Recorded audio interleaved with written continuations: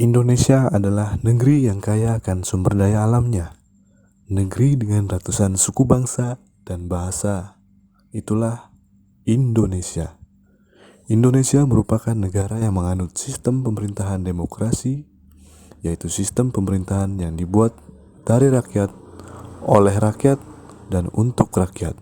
Jika berbicara tentang demokrasi, maka harus berbicara pula tentang kedaulatan seluruh rakyat. Demokrasi berdiri di atas prinsip persamaan bahwa setiap manusia adalah sederajat. Dalam demokrasi, semua berdaulat, semua sejahtera, dan semua memiliki kuasaan. Rakyat bebas untuk menyalurkan aspirasi mereka. Oleh karena itu, tidak boleh ada pengkhususan terhadap kelompok tertentu atau anggapan bahwa yang satu lebih terhormat daripada yang lain. Namun, sistem demokrasi ini nyatanya berjalan di arah yang sebaliknya. Mengapa demikian? Oligarki atau pihak berkuasa yang memiliki kekayaan material atau oligark dengan tujuan kepentingan golongan itu sendiri. Oligarki terjadi karena watak demokrasi itu sendiri, di mana rakyat hanya dijadikan sebagai kumpulan suara. Suara rakyat ini digunakan dalam pemilu legislatif maupun presiden, yang dimana pemilu bukan persoalan memilih, tetapi persoalan menghitung dan kembali lagi. Yang menghitung bukan rakyat, melainkan panitia pemilu yang tidak sepenuhnya berlaku jujur atau adil, yang bisa menyebabkan manipulasi. Apalagi berkaitan tentang money politik yang menyebabkan kecurangan. Balik lagi ke oligarki. Golongan yang berkuasa karena kekayaan, memiliki finansial yang besar, pengusaha yang menjadi penguasa. Itulah yang terjadi di Indonesia saat ini.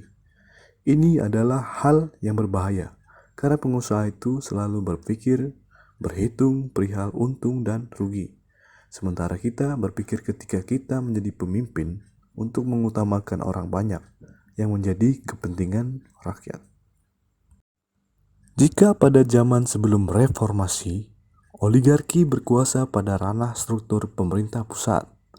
Pada era reformasi sekarang ini, oligarki semakin berkembang biak ke bentuk-bentuknya yang baru melalui partai politik, pemilu, dan parlemen dari pusat hingga pelosok daerah.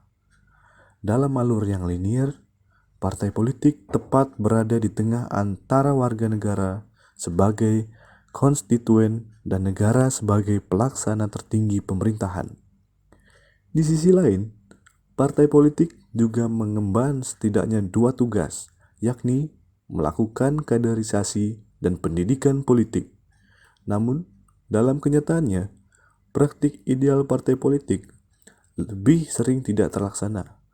Partai politik bahkan kerap kali gagal mempraktikkan mekanisme demokrasi dan terjebak dalam budaya oligarki. Dalam konteks politik nasional, hal itu tampak jelas dalam mekanisme penjaringan calon anggota legislatif maupun kepala daerah oleh sejumlah partai. Seleksi calon legislatif dan kepala daerah justru dilakukan dengan cara-cara yang jauh dari nilai-nilai demokratis. Sistem penjaringan cenderung tertutup, tidak transparan, dan tidak memungkinkan dipantau oleh publik. Pelaksanaan demokrasi juga erat hubungannya dengan pembangunan nasional. Tujuan dari pembangunan nasional adalah untuk mewujudkan kehidupan masyarakat Indonesia yang sejahtera, adil, dan makmur. Untuk mewujudkan hal tersebut, maka pembangunan yang dilaksanakan oleh bangsa Indonesia ialah pembangunan yang saling berkesinambungan yang meliputi seluruh aspek kehidupan masyarakat, bangsa, dan negara.